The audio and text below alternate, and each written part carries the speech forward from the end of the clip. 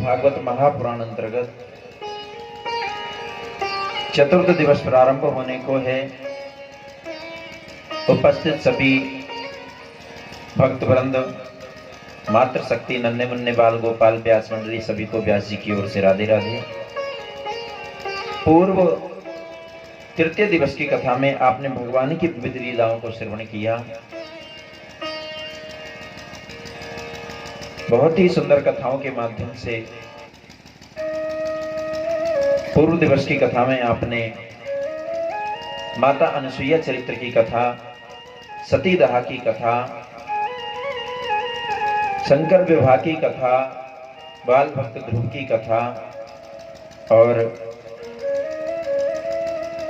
भरत महाराज की कथा को आपने श्रवण किया। आइए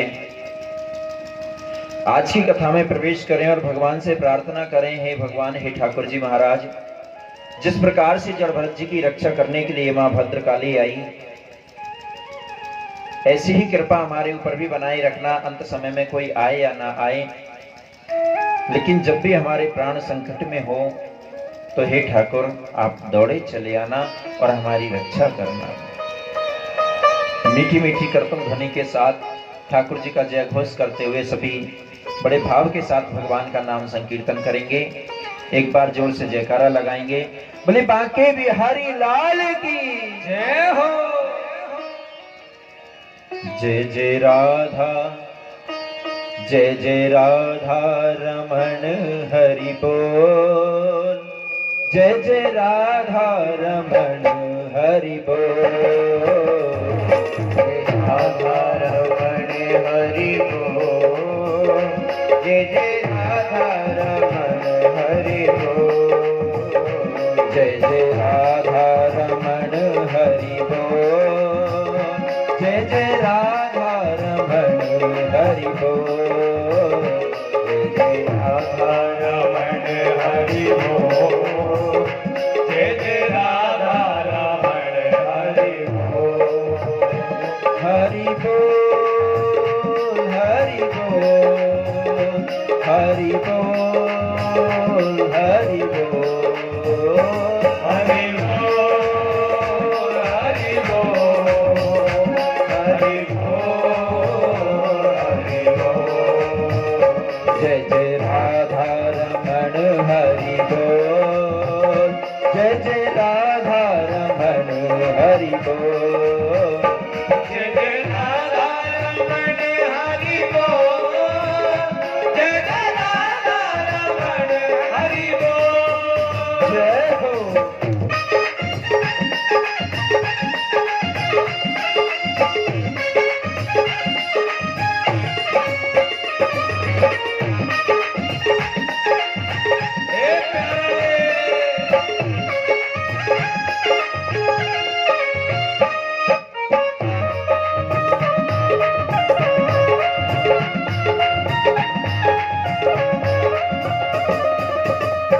हरि बोल, हरि बोल, हरि बोल, हरि बोल, हरि बोल, हरि बोल, हरि बोल, हरि बोल, हरि बोल, जय जय राधा रमण हरि बोल, जय जय राधा रमण हरि बोल, जय जय राधा रमण हरि बोल, जय जय राधा रमण हरि बोल।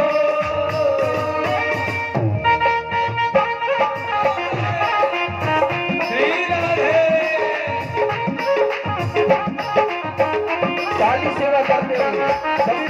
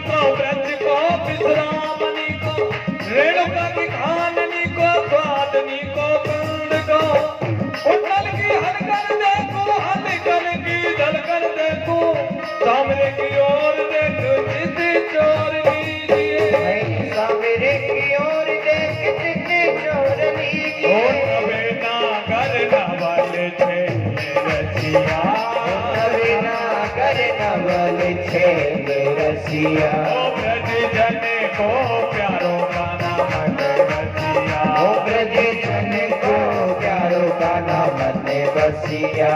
करे कालिंदी लिख लो जय राधा रमण हरि बोल, जय राधा रमण हरि बोल,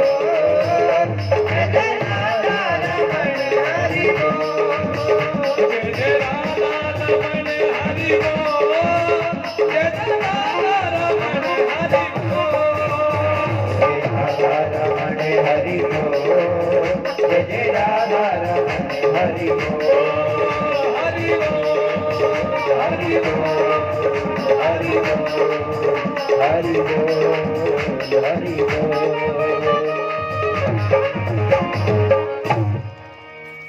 जय जय राधा रमण हरि बोल, जय जय राधा रमण हरि बोल।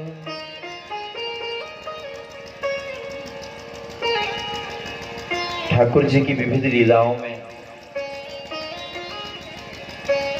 मन लगाना इतना सरल नहीं है।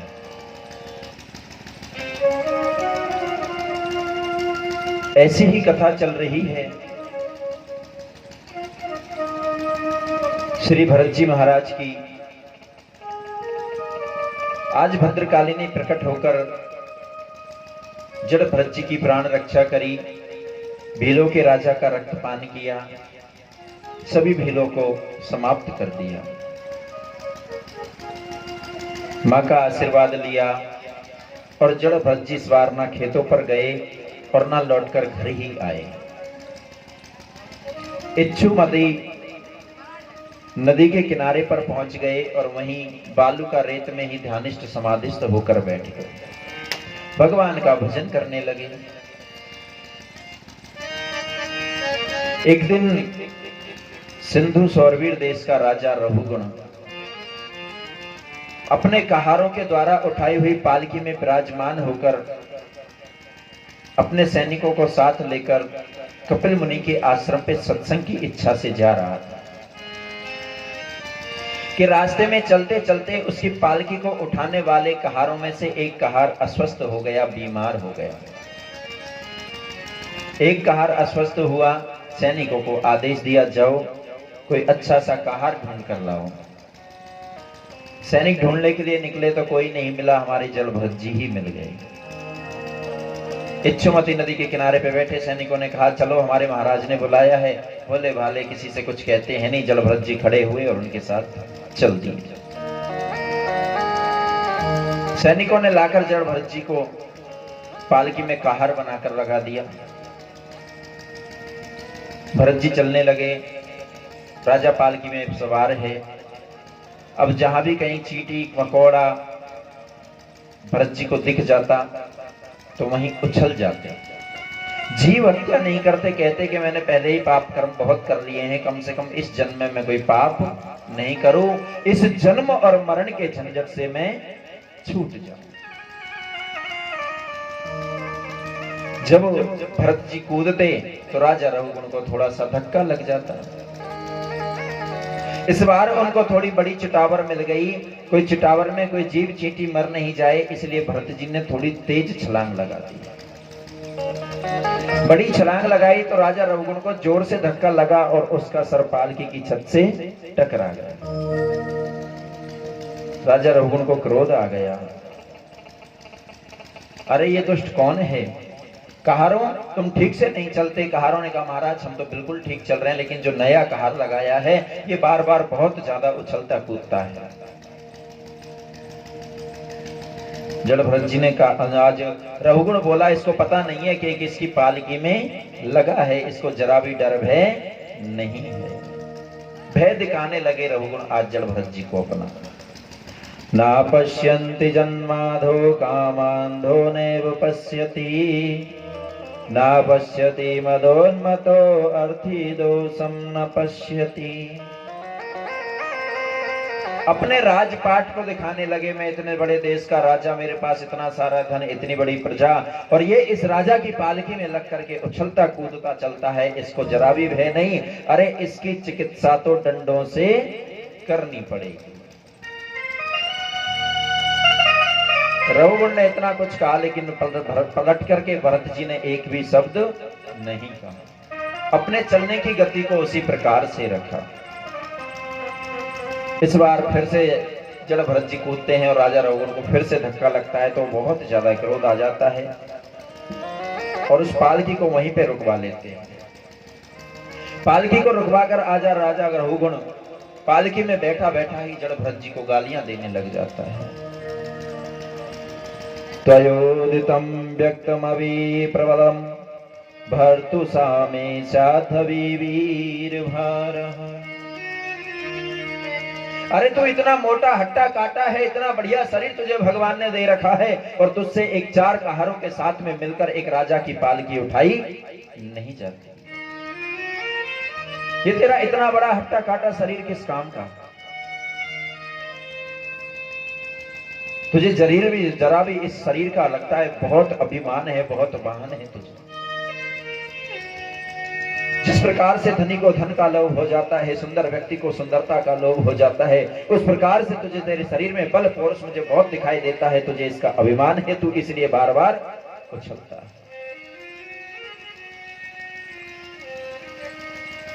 नाना प्रकार से आज डांटने लगे, लेकिन जड़ भरत जी ने मुख से एक शब्द भी नहीं कहा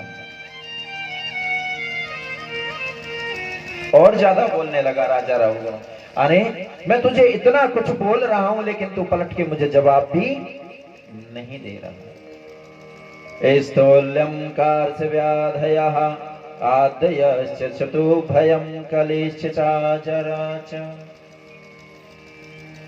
निद्रारतिर्मन्योर्मदासुचो देहेन जातस्य हिमेन सती। तू तो इस प्रकार से मौन धारण करके चुपचाप खड़ा है, जैसे किसी पतिव्रता की एक पत्नी सती खड़ी हो। पति उसको कुछ भी कह ले, लेकिन पतिव्रता नारी वो सती कभी लौट के अपने पति को जवाब नहीं देती। नाना प्रकार से कहने लगा है, आज राजन तेरे अंदर तो बहुत अभिमान बढ़े हैं, तेरा इतना मोटा काटा शरीर है, तुझे भूख प्यास भी लगती होगी, स्थूलता कृता आदि व्याधि भूख प्यास कलह भय इच्छा बुढ़ापा निंद्रा प्रेम क्रोध अभिमान शोक आदि सब देह के अभिमान है, और इतना सब कुछ देह इस शरीर में होने के बाद भी मैं तुझे इतने शब्द कह रहा हूं, लेकिन तुझ पे कोई फर्क नहीं पड़ रहा। कहते हैं ना, किसी को कुछ भी कह लो जो बेशरम हो जाए, उसकी सेहत पे कोई फर्क नहीं पड़ता। लेकिन मेरे भाई बहन ध्यान रखना, ये शब्द सिर्फ बेशर्मों के लिए नहीं, शर्मदारों के लिए भी है। शर्मदार जो व्यक्ति होता है वो चार बात को बर्दाश्त कर लेता है।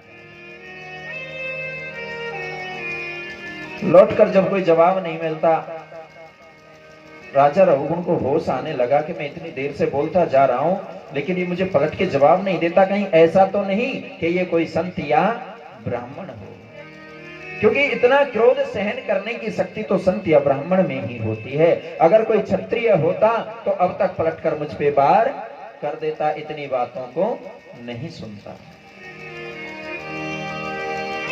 पालकी से उतर के बाहर आ गए रघुगुण। जैसे ही पालकी से बाहर उतरे, आज जड़ भरत जी को बोलने लगे, महाराज नाहं विसके सुरराज व्रजानः त्र्यक्षशूलान् यमस्य दण्डात् नागन्य कर्ण सोमानिलवित पाकस्य पक्षे वृषं ब्रह्मकुलावमाना। मुझे इस धरती पर वज्र से, इंद्र के वज्र से डर नहीं लगता, उस शिव के त्रिशूल से डर नहीं लगता, उस यमराज के दंड से डर नहीं लगता, लेकिन महाराज मुझे इस धरती पे ब्राह्मणों से बहुत डर लगता है। कहीं मुझसे कोई पाप अपराध तो नहीं हो गया, आप कोई ब्राह्मण संत तो नहीं है। महाराज मुझे आप पे कांधे पर दिखा जनेऊ दिखाई दे रहा है, आपने जनेऊ पहन रखी है, यज्ञोपवीत पहन रखी है, आप जरूर कोई ब्राह्मण दिखाई देते हैं। महाराज मुझे क्षमा करना, अगर आप कोई ब्राह्मण हैं तो मुझसे बहुत बड़ा पाप हो गया। मुझे ब्राह्मणों से बहुत डर लगता है, क्योंकि इन ब्राह्मणों की दुश्मनी भी बुरी और इनकी दोस्ती भी बुरी होती है। ब्राह्मण की परितीत में सुख ना पायो कोई, बलि राजा हरिश्चंद्र ने दियो राजपट खोई। दियो राजपट खोय हरिजन जनक दुलारी, तीन लोक के नाथ लात तिन्हु के मारी। कह प्रपन्न कबीराय बचो, ये है क्रोध के बड़ी भारी। कह कवि प्रपन्न राय बचो, ये है क्रोध के बड़े भारी। महाराज अगर शिव मुझसे युद्ध करने आए तो त्रिशूल उठाना पड़ेगा, यमराज युद्ध करने आए तो उनको दंड उठाना पड़ेगा, इंद्र युद्ध करने आए तो वज्र उठाना पड़ेगा। लेकिन अगर ये ब्राह्मण आ जाए तो इनको कोई अस्त्र शस्त्र धारण करने की जरूरत नहीं, एक श्राप में ही काम कर देते हैं। इन्होंने साक्षात उस नारायण के भी सीने पर जाकर पादप प्रहार कर दिया, लात मार दी, और नारायण ने कुछ भी नहीं कहा, उल्टा चरण पकड़ के सेवा करने लग गए। इसलिए मुझे ब्राह्मण से बहुत डर लगता है। प्रभु आप अपना परिचय दीजिए, आप कौन हैं? जड़भरत जी आज पहली बार बोलने लगे। हाँ राजन, तुमने ठीक पहचाना, थोड़ी देर तो करी पहचानने में, लेकिन तुम्हारी गलती नहीं है। क्रोधम पुण्य विनश्यति, क्रोध जब आता है तो क्रोध जीव के पुण्य का विनाश कर देता है और पाप को बढ़ा देता है। ठीक पहचाना है तुमने, मैं ब्राह्मण ही हूं। राजन, अभी तुम कुछ शरीर की बातें कर रहे थे, बड़ी बड़ी अच्छी अच्छी सुंदर बात कह रहे थे। खाना, ये शरीर के सारे गुण तुमने अभी मुझे बताए, स्थूलता, उत्कृष्टता, आदि व्याधि, भूख प्यास, कलह, भय, इच्छा, बुढ़ापा, निंद्रा, प्रेम, क्रोध आदि सब शरीर से किए जाते हैं। और तुमने मुझे बहुत हट्टा काटा भी बनाया। लेकिन राजन एक बात कहूं, अकोविद कोविद दवा दवानाद वदस्यः नीति विदाम वरिष्ठा। मैं तुमसे कोई वाद विवाद करना नहीं चाहता, लेकिन एक बात कहना जरूर चाहता हूं कि जिस शरीर की तुम बात कर रहे हो ना, ये शरीर नाशवान है और मेरा इस शरीर से कोई लेना देना नहीं। छति जल पावक गगन समीरा, पंच रचित यह अधम शरीरा। छति जल पावक गगन समीरा, पंच रचित है अधम शरीरा। इसी 5 तत्वों से, अग्नि वायु व जल अग्नि आदि से मिलकर ये शरीर मेरा बना है और एक दिन यहीं वापस मिल जाना है। मेरा इससे कोई संबंध नहीं। अरे मैं तो एक अजर अमर आत्मा हूं और मेरा संबंध तो मेरे परमात्मा के साथ है। अगर तुम्हारी पालकी किसी ने उठाई तो वो इस जड़ रूपी शरीर ने उठाई होगी, जिसे एक दिन समाप्त हो जाना है। जड़ वस्तु अधिक दिन रुकती नहीं है, लेकिन मेरी आत्मा जो है ना, वो चेतन है और उस पे इस वजन का कोई प्रभाव नहीं पड़ा। राजन, तुम ज्ञानियों जैसी बात तो कर रहे हो, लेकिन तुम्हारे अंदर ज्ञान की जरा सी भी शिक्षा नहीं है। अभी तुमने ज्ञान का पाठ नहीं पढ़ा। राजन एक बात बताओ, तुम जा कहां रहे हो? महाराज, मैं कपिल मुनि के आश्रम पे सत्संग की इच्छा से जा रहा हूँ। जैसे ही आज भरत जी ने सुना, रघुवर ने बताया कि मैं सत्संग की इच्छा से जा रहा हूँ, सुखदेव स्वामी कहते हैं राजा परीक्षित, अब याद आया, भरत जी कहने लगे, अरे राजन, जरा सा मैं आपकी पालकी को लेकर के उछला था कि आप इतने शब्द बोलने लग गए। आपका मन आपके बस में नहीं, आपकी बुद्धि आपके बस में नहीं, विवेक आपके अंदर आया नहीं। भला ऐसे पुरुष को मुझे नहीं लगता कि कपिल देव अपना सत्संग देंगे। आपको पहले अपना मन जीतना चाहिए, अपनी बुद्धि को जीतना चाहिए। आज राजा रघुगुण फिर से ज्ञानी बनने का प्रयास करता है और प्रश्न कर देता है जड़भरत जी से, महाराज आप मुझे बहुत अच्छी बातें बता रहे हो, लेकिन मेरे मन में एक जिज्ञासा है, मैं आपसे जानना चाहता हूं। आपने अभी कहा कि मेरी आत्मा अलग है और शरीर अलग है, लेकिन महाराज जब तक ये आत्मा इस शरीर के अंदर रहती है और ये शरीर जो भी पाप या पुण्य कर्म करता है तो उसका प्रभाव इस आत्मा पे पड़ता होगा। राजन, शरीर जिस पाप कर्म को करता है उसे शरीर भुगतता है, और अगर आत्मा से किसी की आत्मा को सताया जाता है तो उसका आत्मा ही पाप भुगतती है। मैंने किसी को आत्मा से नहीं सताया, और राजन तुमने मेरी आत्मा के लिए एक शब्द भी नहीं कहा, तुमने तो सिर्फ मेरे इस नाशवान शरीर की बात करी है। महाराज बात सुनो। रघुगुण कहता है एक बात बताओ, आप कैसे कहते हो कि प्रभाव नहीं पड़ेगा? सीधी सी बात है। अरे हमने अग्नि जलाई, अग्नि जला करके उसके ऊपर कोई भी बर्तन रख दिया, उस बर्तन में हमने दूध डाल दिया या पानी डाल दिया, तो क्या होगा? अग्नि से बर्तन गर्म होगा, उस बर्तन में पड़ा हुआ दूध गर्म होगा।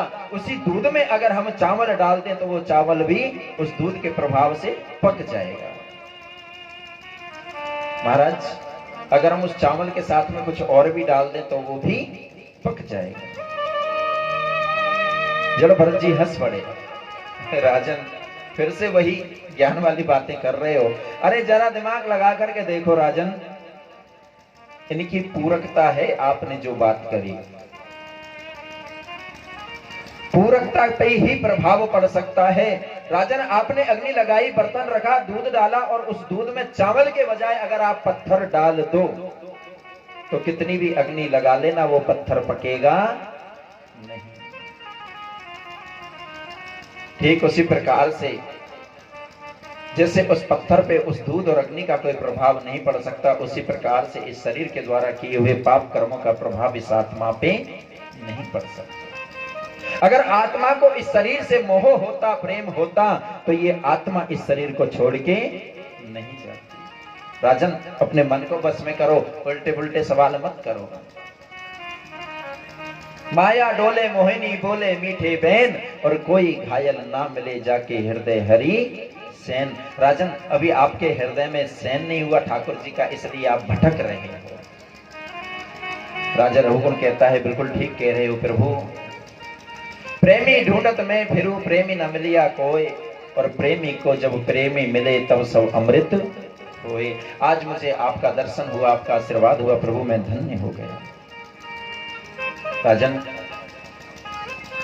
आपके अंदर तामस्य गुण बहुत ज्यादा है। आज के आपके अंदर इस राजपाट का अभिमान बहुत ज्यादा है। इस राजस और तामस गुण को छोड़कर आप सत्व गुण को अपनाइए। अगर इस प्रकार से आप संत ब्राह्मणों का अपमान करते रहे तो आपको एक दिन नरक में जाना पड़ेगा। नरका नाम भगवन किम देश विशेषा, अथवा ब्रह्मस्वीन लोक्या अहोस्मिदंतराज इति। आज नरकों का नाम सुनते ही राजा रघुगुण भयभीत होने लगे। महाराज नरकों में, मैंने सुना है नरकों में तो बहुत कष्ट भोगना पड़ता है। 21 प्रकार के नरकों का वर्णन कराते हैं यहाँ पे। भरत जी महाराज कहते हैं राजन मैं आपको सिर्फ 2-5 नरकों के नाम जरूर बता देता हूं, लेकिन हम नरकों की व्याख्या करेंगे नहीं, क्योंकि जो जीव वृंदावन के संत विद्वान कहते हैं कि जहां भागवत कथा चल रही हो, जहां ठाकुर जी का नाम चल रहा हो, वहां केवल स्वर्ग की बात करनी चाहिए, नरकों की बात नहीं करनी चाहिए। नाना प्रकार के नरक बने हुए हैं। तामेश्वर, अंध्र तामेश्वर, रौव, महारौव, कुंभीपाक, कालसूत्र, असीपत्रवन, शुकरमुरर, नाना प्रकार के इन पाप कर्म जब जीव कर लेता है और जैसा कर्म वो करता है उसको वैसा ही फल भोगने के लिए उन नरकों में जाना पड़ता है। राजन 24 तत्वों का बना हुआ ये तुम्हारा पिंजरा, पंच ज्ञानेन्द्रियां, पंच कर्मेंद्रियां, पंच महाप्राण, पंच महाभूत, 20 मन, चित्त, बुद्धि और अहंकार। जड़भरत जी कहते हैं राजन आज की दुनिया में दुनिया वाले रावण को बहुत बुरा बताते हैं। बोलना पड़ेगा राधे राधे राधे राधे। घर घर में रावण के पुतले भी जलाए जाते हैं दशहरा पे, लेकिन दुर्भाग्य का विषय यह है कि उस रावण को जलाने वाले खुद रावण हैं। राम तो कोई दिखाई नहीं देता। रावण बहुत पापी कहा जाता था और विद्वान भी बहुत था। पाप इतना हुआ कि एक पराई की नारी को चुरा कर ले आया। लेकिन आज के समय में तो रावण उस समय का बहुत अच्छा था और आज के रावण तो बहुत बुरे हैं। उस रावण के अंदर इतना संयम था, इतना नियम था कि वो तो उस सीता को चुरा कर जरूर लाया था, लेकिन उसने कभी उसका स्पर्श नहीं किया। जब भी मिलने जाता अपनी धर्मपत्नी मंदोदरी को लेकर के जाता था। आज के समय में तो किसी ब्याहे ध्याये को भी दूसरे की स्त्री मिल जाए तो अपनी को छोड़ने को तैयार बैठा रहता है, लेकिन रावण के साथ तो मंदोदरी हमेशा साथ रहती थी। हमेशा उसने अपने नारी का सम्मान किया और सीता को अगर चुरा कर भी लाया, अशोक वाटिका में ला करके रख दिया। जब भी मिलने जाता डराता, धमकाता, भय दिखाता। ही यूज्ड टू प्रपोज, मुझसे शादी कर ले, मुझसे विवाह कर ले, तुझे रानी बना दूंगा, लेकिन जबरदस्ती कभी नहीं। इतना संयम था उस रावण के जीवन में। आज का रावण तो गली गली में घूम रहा है। जड़भरत जी कहते हैं, राजन, उस रावण के मृत्यु का कारण जानते हैं आप? उसका अभिमान, उसका अहंकार। रावण की इंद्रियां उसके बस में थी, मन भी बस में था, चित्त भी बस में था। रावण बुद्धि से भी विवेकी था, लेकिन रावण का अहंकार उसके बस में नहीं था। जीव यहां तक पहुंचकर इस सबको वश में कर सकता है, लेकिन इस अहंकार को वश में करना बहुत कठिन है, क्योंकि ये अहंकार एक ऐसी जगह बना के हमारे घर में बैठा है कि हमारा हृदय रूपी जो मन है ना, इस मन के अंदर भी, इस मन रूपी घर के अंदर घर है अहंकार का। मन को तो सुधारा जा सकता है, लेकिन उस मन के अंदर जो ये अहंकार डाकू छुपा है वो निकाला नहीं जाता। ये मेरा, ये तेरा, ये मैंने किया, इतना मैंने कर दिया, ये मैं करके दिखाऊंगा, ये सब अहंकार की बातें हैं और प्रत्येक जीव के अंदर बसा हुआ है। पहले भी कहा था, किसी को थप्पड़ मार देना या गाली दे देना बहुत आसान होता है, लेकिन किसी के आगे झुक जाना बहुत कठिन होता है। बांस के पेड़ को हमारे यहाँ पवित्र माना जाता है और बांस सबसे लंबा भी होता है, लेकिन उसको पवित्र क्यों माना जाता है? आज भी हमारे विवाह शादियों में उस बांस का ही मंडप क्यों गाड़ा जाता है? उस बांस को लगाने का विवाह शादियों में बड़ा महत्व बताया है। उस बांस को इसीलिए लगाते हैं कि उस बांस में जो लगे हुए मंडप में बैठकर वो दूल्हा दुल्हन का जिसका विवाह होगा, वर कन्या का विवाह होगा, वो उस बांस से शिक्षा लें कि जिस प्रकार से बांस जितना बढ़ता चला जाता है और जितना जितना ऊपर बढ़ता है उतना ही झुकने लग जाता है। फलदार वृक्ष हमेशा झुकता हुआ देखा है, कभी कीकर के पेड़ को मैंने झुकता नहीं देखा। राजन, आप अपने अहंकार को बस में करें। ये 14 भुवन हैं। स्वर्ग की प्राप्ति पर एक ना एक जगह जीव को जाना पड़ता है। जिस धरती पे आप विचरण कर रहे हो, इसके नीचे भी और 7 हैं, इसके ऊपर भी 7 भुवन हैं। तल वितल तलातल रसातल सुतल वितल अतल वितल सुतल रसातल महातल और पाताल, भू भुवा स्वहा महाजन तप और आकाश। 14 ही भुवनों का वर्णन बताया आज राजा रघुगुण। जड़भरत जी का सत्संग पाकर बड़ा प्रसन्न हुआ और जड़भरत जी के चरणों में गिरकर प्रणाम करता है, प्रभु मुझे क्षमा कर देना, मुझसे अपराध हो गया। मैं अब कपिल मुनि की कुटिया नहीं, पहले मैं लौटकर अपने महलों में जाऊंगा, अपने मन को बस में करूंगा, अपनी बुद्धि को बस में करूंगा और उसके बाद ही कपिल मुनि के आश्रम पर जाकर उनसे सत्संग प्राप्त करूंगा। आज जड़भरत जी को प्रणाम करके राजा रघुगुण इस बार उस पालकी में नहीं बैठता और अपनी सेना के साथ में ही पैदल पैदल अपने देश को वापस चल देता है। सुखदेव स्वामी कहते हैं, राजा परीक्षित, इस जीव की भी ऐसी ही स्थिति है। ये जीव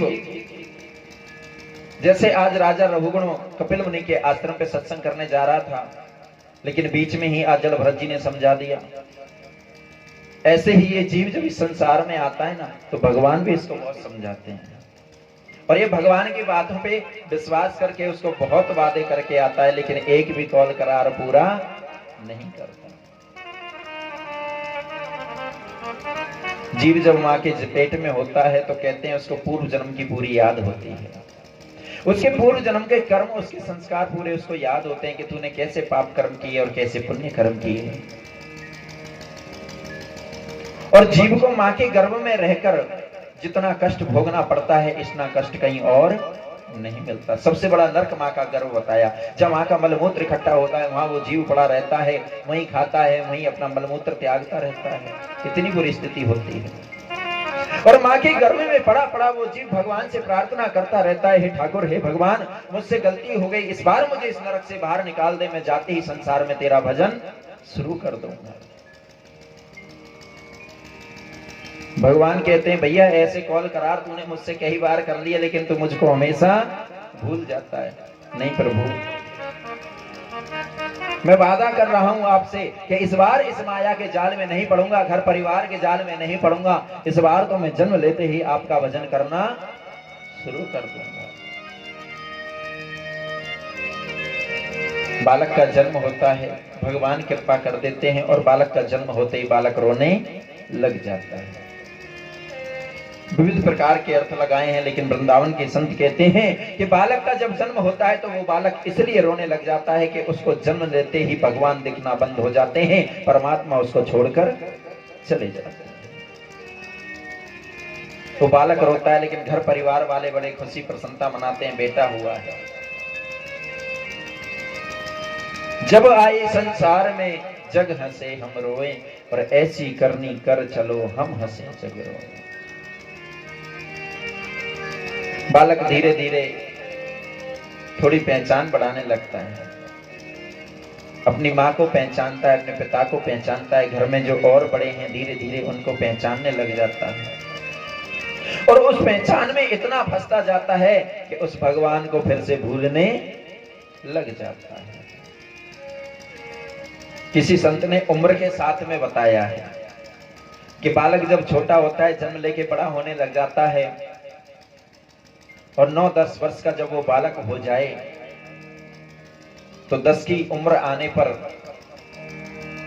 10 वर्ष तक का जब बालक होता है तो उससे पहले तो माता पिता को उसका लालन पालन करना लगता है, उसका पालन पोषण करते हैं। लेकिन 10 की उम्र आने पर तो माँ बाप को उसकी आस लग जाती है कि अब तो बेटा बड़ा हो गया और हमारी सेवा जरूर करेगा। बेटे को आस लगी माता पिता की और माता पिता को आस लग गई बेटे की।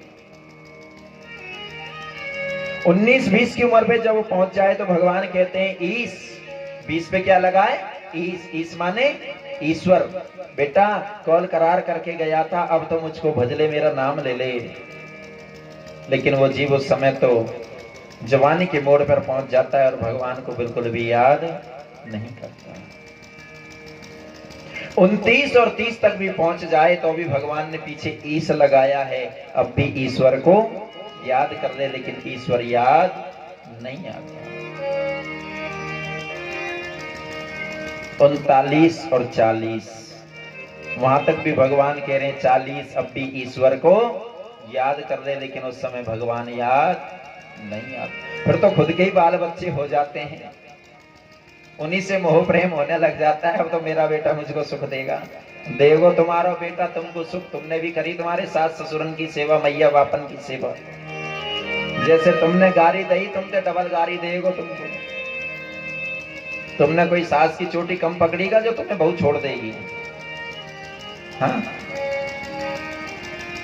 49 और 50 पे जब जीव आ जाता है तो बच्चों के ब्याह शादी हो जाते हैं, और जैसी गलती आपने करी वैसी ही गलती वो बालक भी कर देता है। उसको भी अपने बेटों से आस लगने लग जाती है कि बेटा का ब्याह शादी हो गया, कमा खा रहा है, और अब ये बच्चे मेरी सेवा करेंगे।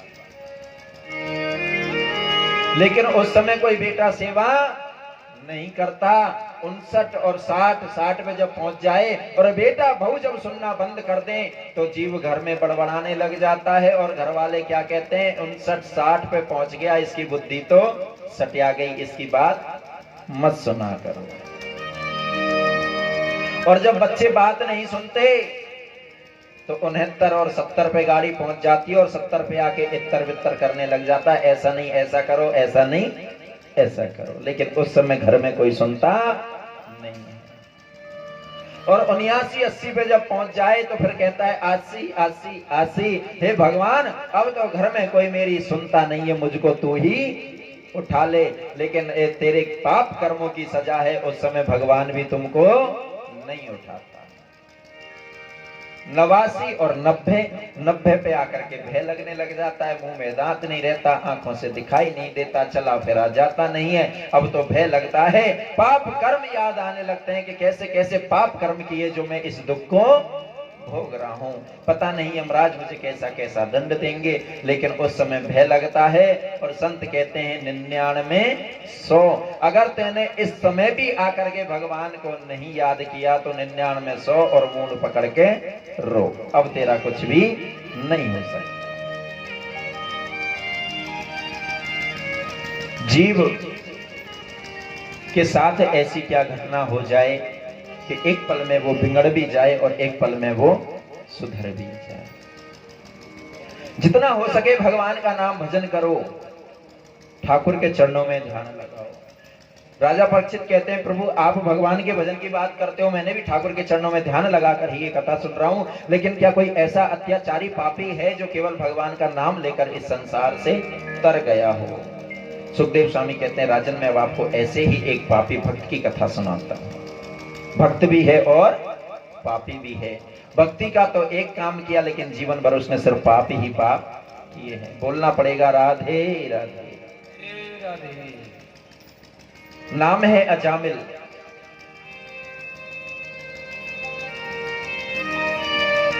अंगिरा गोत्र में उत्पन्न ब्राह्मण बालक एक दिन अपने पिता की आज्ञा लेकर वन में कुछ समिधा एकत्रित करने के लिए गया था। उस जंगल में कुछ हवन करने की समिधाओं को, लकड़ियों को इकट्ठा कर रहा था कि उसी जंगल में एक शूद्र को एक गणिका का आलिंगन करते हुए देख लिया, सहवास करते देख लिया। उस गणिका पर मोहित हो गया, लकड़ियों को लाना तो भूल गया और उस गणिका को ही विवाह करके अपने घर में ले आया। घर में जैसे ही लाया, पिताजी ने डांटा, अरे दुष्ट, ये जाति की गणिका है, वैश्य कर्म करती है, तू इसको कहां ले आया? अरे हमारे घर को क्यों अपवित्र कर रहा है, इसको ले जा वहां से बाहर निकाल। अजामिल बोला, नहीं पिताजी, घर से बाहर निकलना है तो आप निकल जाओ, ये तो अब इसी घर में रहे। आज अजामिल ने अपने माता पिता को घर से निकाल दिया और उस गणिका को अपने घर में रख लिया। दुष्ट संग पाया, दुष्ट बुद्धि हो गई। पिता को भूल गया, माता को भूल गया, भगवान के भजन को भूल गया।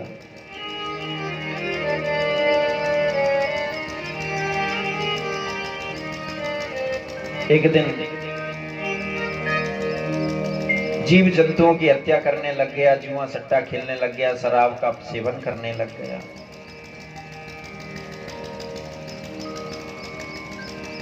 अड़ियल घोड़ी पड़ियल बेल, मर जो करार कसकता, पूत कपूत वो मर जाए जो भरी सभा में अपने बाप को नीचा दिखाए।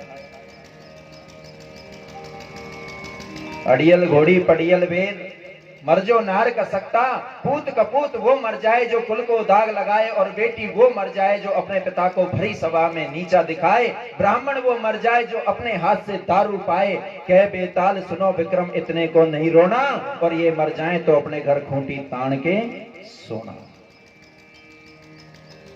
जो अपने कुल को दाग लगा दे, भरी सभा में अपने बाप को नीचा दिखा दे, जो ब्राह्मण अपने हाथ से दारू पीता हो, ऐसे के लिए तो रोना भी पाप बताया है।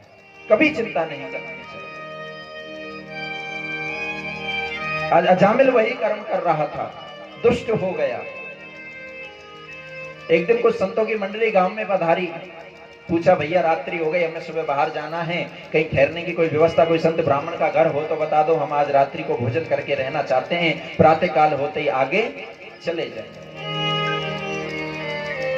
लोगों ने कहा महाराज इस गांव में तो एक ही ब्राह्मण का घर है, पर वो तो नाम का ब्राह्मण है, कर्म का तो पूरा राक्षस है। अजामिल महाराज वहां रहता है। अजामिल आज घर में नहीं था, वो गणिका घर में थी। 3 पुत्रों को जन्म दे चुकी थी, चौथा पुत्र गर्भ में था। संत द्वार पे पहुंचे, अलख जगाई, गणिका ने आकर द्वार खोला। महाराज आपको क्या चाहिए? देवी हमारे पास कोई सामान नहीं है, हमें आगे सत्संग की इच्छा से जाना है। आज हमने सुना है आपका घर ब्राह्मणों का है, आपके घर में भोजन करना चाहते हैं, रात्रि विश्राम करना चाहते हैं, प्रातः काल होते ही अपने रास्ते से चले जाएंगे। गणिका ने कहा महाराज क्षमा करना, मैं आपका धर्म नष्ट करना नहीं चाहती, मैं जाति की अछूत हूं। आप मेरे हाथ का भोजन करेंगे तो आपको मुझको पाप लगेगा, लेकिन आपका भी धर्म नष्ट होगा। महाराज मैं आपको भोजन नहीं करा सकता। संतों ने कहा देवी आप भोजन नहीं करा सकती तो कोई बात नहीं, लेकिन सूखी सामग्री में कोई दोष नहीं होता, आप सूखी सामग्री दे दीजिए, हम स्वयं भोजन बनाकर कर लेंगे। गणिका ने सूखी सामग्री दे दी, सामने बट वृक्ष था, उसी के नीचे जैसे तैसे लकड़ी इकट्ठी करके चूल्हा चाला बना करके संतों ने भोजन बनाया, खाया। रात्रि को उसी वृक्ष के नीचे विश्राम किया। अजामिल रात्रि को देरी से घर में आया, सो रहा था, प्रातः काल हुआ, संत खड़े होकर के अपने रास्ते से चलने लगे। तो संतों में जो बुजुर्ग संत थे उन्होंने कहा भैया संत ब्राह्मणों का नियम होता है कि जिस घर का अन्न जल ग्रहण करते हैं उस घर से दांत घिसाई यानी दक्षिणा भी जरूर लेते हैं। हमने अजामिल के घर का अन्न जल ग्रहण किया है तो उसके घर से दक्षिणा भी जरूर लेंगे। चलो उसके घर से दक्षिणा लेके आते हैं। आज वो संत भगवान वापस उस अजामिल के द्वार पहुंच जाते हैं। द्वार खटखटाया, आके गणिका ने उसी द्वार को खोला। महाराज क्या हुआ, अब क्या चाहिए? आप तो सुबह जाने की बात कर रहे थे, अब अपने रास्ते जाइए। महाराज देवी हमने आपके घर का अन्न जल ग्रहण किया है और संत ब्राह्मण जिस घर का अन्न जल ग्रहण कर लेते हैं वहां से दक्षिणा जरूर लेते हैं, आप हमें कुछ दक्षिणा दे दीजिए। गणिका बोली क्षमा करना महाराज, मेरे पास तो फूटी कौड़ी भी नहीं है और रात को मेरा पति घर में नहीं था, इसलिए मैंने आपको सूखी सामग्री दे दी। अगर मेरे पति को इस बात का पता लग गया तो आपका भी अपमान करेगा और मेरे साथ भी लड़ाई झगड़ा करेगा। महाराज आपके हाथ जोड़ती हूँ, अपने रास्ते से चले जाइए। आज संतों ने कहा नहीं हम नहीं जाएंगे, अपने स्वामी को जगा करके लाओ, हम दक्षिणा लेके जाएंगे। गणिका मना करने लगी, संत जाने से मना करते हैं। आज इतनी जोर से शोर शराबा होने लगा कि अजामिल की नींद टूट गई। खड़ा होकर द्वार पे आंखों को मीटता मलता हुआ आया। अरे क्या बात है बाबा, क्यों शोर शराबा मेरे घर पे कर रखा है? तुम्हें पता नहीं मैं देर से आया हूँ, सोना चाहता हूँ। क्षमा करना भैया, तू रात को घर में नहीं था, सूखी सामग्री दी, तेरे घर से भोजन बना के खाया है, कुछ दक्षिणा लेने आए, कुछ दक्षिणा दे दे, हम तो चले जाएंगे। अजामिल ने कहा शुक्र मानो जो मैं रात को घर में नहीं था, तुम्हें सूखी सामग्री मिल गई, या तो चुपचाप यहाँ से चले जाओ, नहीं तो अभी डंडों से मार मार के तुमको दक्षिणा दे दूंगा। एक संत बोला, बुजुर्ग संत से, महाराज ये कुछ ज्यादा बोल रहा है और आपका इतना अपमान करे हमें बर्दाश्त नहीं होगा, यहाँ से चलना चाहिए। संत ने कहा नहीं, आज ही मौका है, अगर अजामिल का आज उद्धार नहीं किया तो फिर नहीं होगा। अरे संत का मतलब दक्षिणा लेने से नहीं होता, संत का मतलब तो होता है कि जिस घर का अन्न जल ग्रहण कर लिया उस घर का कल्याण करें। अजामिल तू हमें दक्षिणा नहीं देना चाहता, कोई बात नहीं, लेकिन हमारे कहने से एक काम कर देना। देवी ये पाप बुद्धि ये भूल जाएगा, आप ध्यान रखना। लगता है आप गर्भवती हो और आपको पुत्र होगा, अगर आपको बेटा हो जाए ना तो उसका नाम नारायण रख देना, यही हमारी दक्षिणा है। संतों ने इतना कहा और अपना डेरा वहां से आगे बढ़ा दिया। संत तो अपने मार्ग से निकल गए। समय आया, समय आने पर उस अजामिल की पत्नी ने फिर से एक बालक को जन्म दिया और भगवान की कृपा से बेटा हुआ। अजामिल तो भूल गया, लेकिन उस गणिका को याद था और उसने अपने बालक का नाम नारायण रख दिया। नारायण धीरे धीरे बड़ा होने लगा। अब माता पिता का जो प्रेम भाव होता है ना, वो या तो सबसे छोटे बेटे में होता है या सबसे बड़े बेटे में होता है। अब तो जो भी कोई काम पड़ता अपने बेटे नारायण को बुलाता। आज बात बात में नारायण का नाम लेता अजामिल, तो उसके नारायण नारायण कहने से उसका जाप प्रारंभ हो गया। पहले हमारे घरों में जब बच्चों के नाम होते थे ना, राधे श्याम, सीताराम, उमाकांत, रामेश्वर, महेश, दिनेश, विष्णु, गणेश, इतने प्यारे प्यारे नाम होते थे। और उनका नाम भी जब हम पुकारते थे तो हमारे मुख से भगवान का नाम निकल जाता था, हमारा जाप होता था। आज के समय में तो जब बालक का जन्म होता है तो नेट पे नाम सर्च करते हैं कि विदेश में कौन सा नाम बढ़िया चल रहा है। पहले यथा नाम तथा गुण होते थे, जीव का जैसा नाम होता था उसमें वैसे ही संस्कार पाए जाते थे। आजकल उल्टे सीधे नाम है तो जैसे नाम तथा अवगुण ही चल रहे हैं। बच्चों का नाम चिंटू, पिंटू, रिंटू, मिंटू, पता नहीं क्या क्या रखते हैं। जैसे उनके नाम है वो पिंटू फिर ऐसा ही घर में पीटने का ही काम करता है।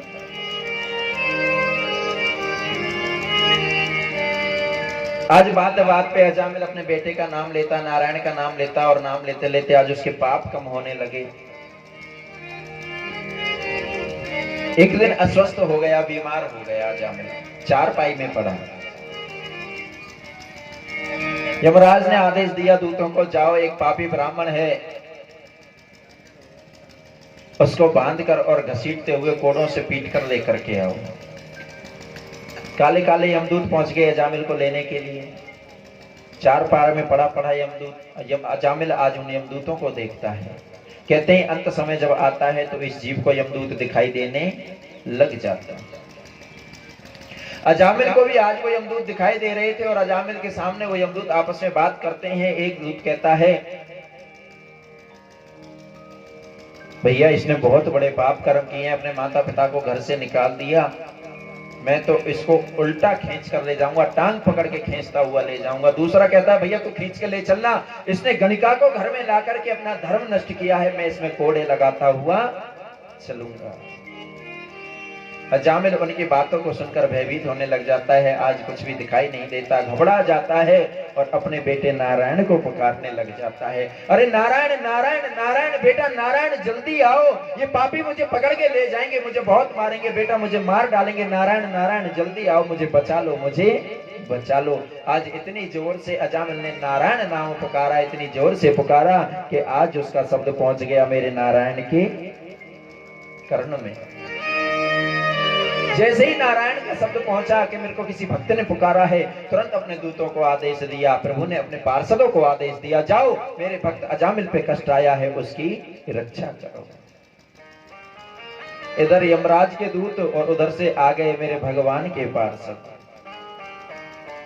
काले काले यमदूतों ने पूछा, अरे भैया गोरे गोरे तुम कहां से आए? बोले हम नारायण के पार्षद हैं। लेकिन आप काले काले कौन? भैया हम यमराज के दूत हैं। किस लिए आए हो यहाँ पे? अरे अभी अभी इसने हमारे स्वामी को पुकारा है, नारायण को पुकारा है, इसको कोई कष्ट आया है, इसकी रक्षा करने के लिए आए हैं। भैया इसकी क्या रक्षा करोगे? हम भी यम के दूत हैं, हमें भी हमारे महाराज यमराज ने भेजा है, हम इसको लेने आए हैं। नहीं, आप इसको नहीं ले जा सकते क्योंकि अब हमारे स्वामी ने हमें आदेश दिया है इसकी रक्षा करने के लिए। अजामिल उस चारपाई में पड़ा पड़ा आज पूरे दृश्य को देख रहा है। अरे भैया तुम्हारे स्वामी को इसने नहीं पुकारा, इसने तो अपने बेटे नारायण को पुकारा था। भैया चाहे किसको भी पुकारा हो लेकिन नारायण तो हमारे स्वामी का ही नाम है। अरे इसका बेटा तो कल परसों हुआ है, 2-5 साल का हुआ है, लेकिन हमारा नारायण तो अनादिकाल का बैठा है। भैया इसने नाम नारायण का लिया है और भगवान ने हमको भेजा, या तो प्रेम से लौट के चले जाओ, नहीं तो तुमको मार पीट करके भगा देंगे। आज यमदूत जिद करने लगे तो भगवान के पार्षदों ने यमराज के दूतों को ही पीट कूट कर वापस भगा दिया। अजामिल की आज प्राण रक्षा हुई, भगवान के पार्षद भी लौट करके चले गए। लेकिन आज अजामिल ने देखा कि मुझसे कितना बड़ा पाप हो गया।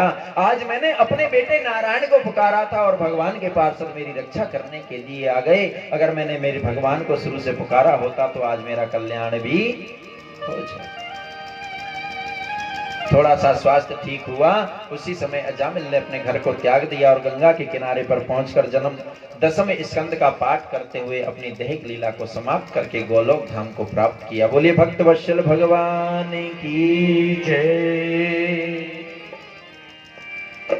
आज अंत समय आया, तब भगवान को पुकारा नारायण नारायण कहकर, लेकिन भगवान के पार्षदों ने आके रक्षा कर दी। भगवान ने अपने पार्षदों को भेज दिया। अजामिल को तो मौका मिल गया, लेकिन आपका पता नहीं आपको मौका मिलेगा या नहीं मिलेगा। जन्म जन्म मुनि जतन कराही और अंत राम कही आवत। बेकार में जो समय गवा रहे हो ना, अपनी संभाल लो। गारंटी नहीं है कि जैसे अजामिल ने पुकारा और भगवान के पार्षद आ गए, तुम पुकारोगे तो तुम्हारे लिए भी आ जाएंगे। शायद आ भी जाते, लेकिन बच्चों के नाम बदल के रख दिए, अब किसको पुकारोगे? अब घर में तो चिंटू पिंटू रामदास श्यामदास तो है नहीं जिसको पुकारोगे आप। अजामिल की कथा से शिक्षा मिलती है कि जीव को सोते जगते खाते पीते हंसते गाते आते जाते शुद्धि में अशुद्धि में हर प्रकार से भगवान का नाम लेना चाहिए। और कलयुग में तो विशेष बताया है, कलयुग केवल नाम अधारा, सुमिर सुमिर भव उतरहि।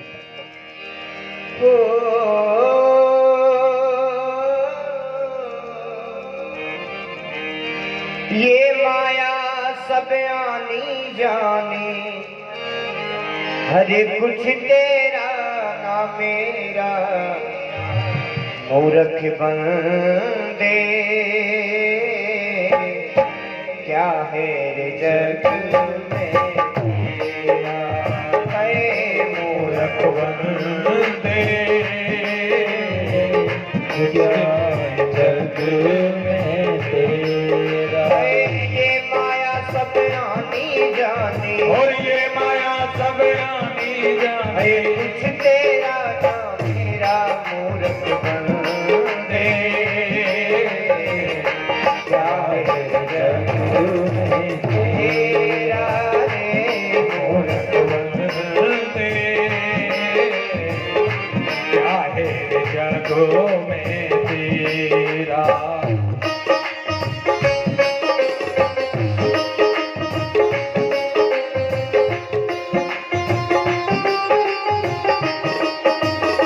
ताली बजा के गाओ, सब बड़ा आनंद आएगा।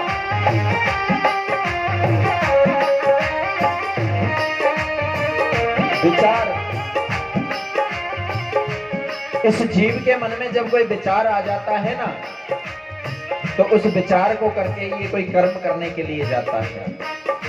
बहुत सुंदर भजन है। जरा विचार करके तो देखो, वास्तव में जांच कर तो देखो, परीक्षा करके तो देखो कि इस जगत में तुम्हारा है कौन। कितनी माया छोड़ ले तू, कितने महल बना ले, और कितनी माया छोड़ ले तो कितने महल बना ले। कितनी माया जोड़ ले तू, कितनी महल बना ले, कितनी माया जोड़ ले तो कितने महल बना ले। फिर मरने के बाद में सुन तेरे घर वाले, और तेरे मरने के बाद में सुन तेरे घर वाले, दो गज कफन उठाकर तुझको दो गज कफन उड़ा कर तुझको सीने देंगे तेरा डेरा, मूर्ख बंदे क्या है जग में तेरा, मूर्ख बंदे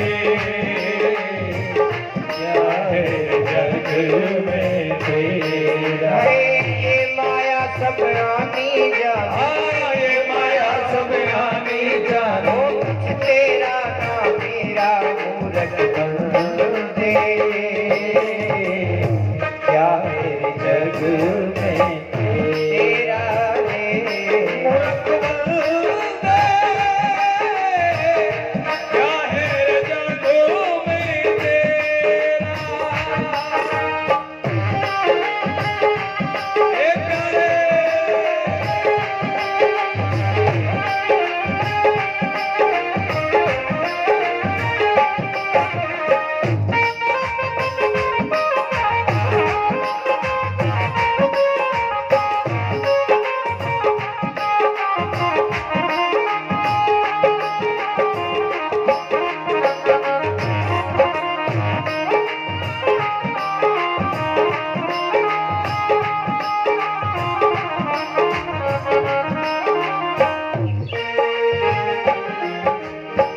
कोठी बंगला कार देख कर क्यों इतना इतराता है। कोठी बंगला कार देख कर क्यों इतना इतराता है। पत्नी और बच्चों के बीच में फूला नहीं समाता है। पत्नी और बच्चों के बीच में फूला नहीं समाता है। ये तो 4 दिनों की चांदनी, ये तो 4 दिनों की चांदनी, ये तो 4 दिनों की चांदनी, ये तो 4 दिनों की चांदनी। अंत में हुए अंधेरा मूरख बंदे। क्या है रे जग में तेरा मूरख बंदे, क्या है रे जग में तेरा, तेरा रे, तेरा रे।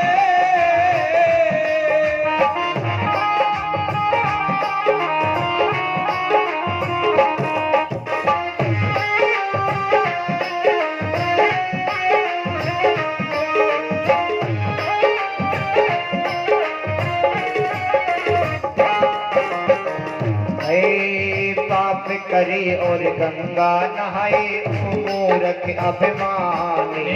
पाप करे और गंगा नहाए ओ मूरख अभिमान। 2 दिन पीछे आए बुढ़ापा भाग जाएगी जवानी। 2 दिन पीछे आए बुढ़ापा भाग जाएगी जवानी। राम नाम तू जप ले रे बंदे, हरि नाम तू जप ले रे बंदे, हरि नाम तू जप ले बंदे, हरि नाम तू जप ले बंदे। मिट जाए भव का फेरा मूरख बंदे।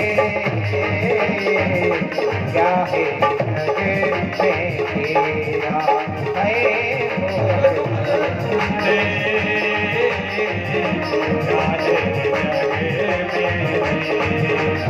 ये माया सब आनी जानी, ये माया सब आनी जानी। कुछ तेरा ना मेरा मूरख बंदे। क्या है जग में तेरा, क्या है मूरख बंदे, क्या है रे जग में तेरा। ओ क्या है रे जग में तेरा, क्या है रे जग में तेरा। बोले बांके बिहारी लाल की जय। कौड़ी कौड़ी माया जोड़ी संग चले ना ढीला।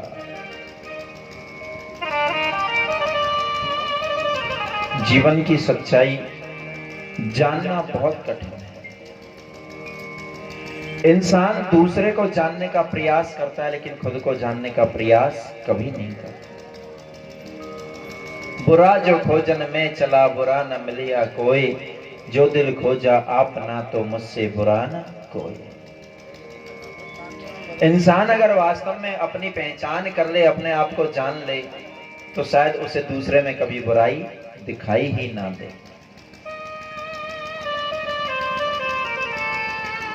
ये अभिमान इतनी बुरी चीज है, इंसान का अहम इतना बुरा है कि इंसान की तो छोड़ो, इस अहम में आकर के तो देवता भी गलती कर देते हैं। सुखदेव स्वामी कहते हैं, राजा परीक्षित, ऐसे ही एक बार देवताओं के राजा इंद्र ने भी गलती कर दी। इंद्र अपने सिंहासन पे विराजमान थे, पास में ही अपनी पत्नी सची को भी बिठा रखा था। बड़ा सुंदर अप्सराओं का नाच गान चल रहा था कि उसी समय देवताओं के गुरु बृहस्पति जी पधारे। गुरु बृहस्पति को आता देख उस इंद्र का जो चाटुकार है, जिसने नाचने गाने की व्यवस्था करी है, वो चाटुकार इंद्र के पास पहुंचता है और कहता है, महाराज आपके गुरुजी पधार रहे हैं, आप उनकी तरफ ध्यान मत देना। अगर आपने गुरु की तरफ ध्यान दे दिया तो अभी आपको नाच गान बंद करना पड़ेगा और अपने गुरु के सम्मान के लिए खड़ा होके जाना पड़ेगा। आज चाटुकार के कहने पर इंद्र ने अपने गुरु को जानकर अनदेखा कर दिया। लेकिन गुरु तो घट-घट के अंतर्यामी होते हैं। गुरुजी समझ गए कि इंद्र आज चाटुकार के कहने पर जानबूझकर हमको अनदेखा कर रहा है। आज गुरु बृहस्पति वहां से चल देते हैं और लौटकर अपने आश्रम घर भी नहीं जाते और कहां लुप्त हो जाते हैं कुछ पता नहीं चलता। जाते जाते गुरु बृहस्पति श्राप दे जाते हैं, राजन तुम्हें बहुत मद हो गया है, अभिमान मद हो गया है, जाओ श्रीहीन हो जाओ। श्राप दे दिया।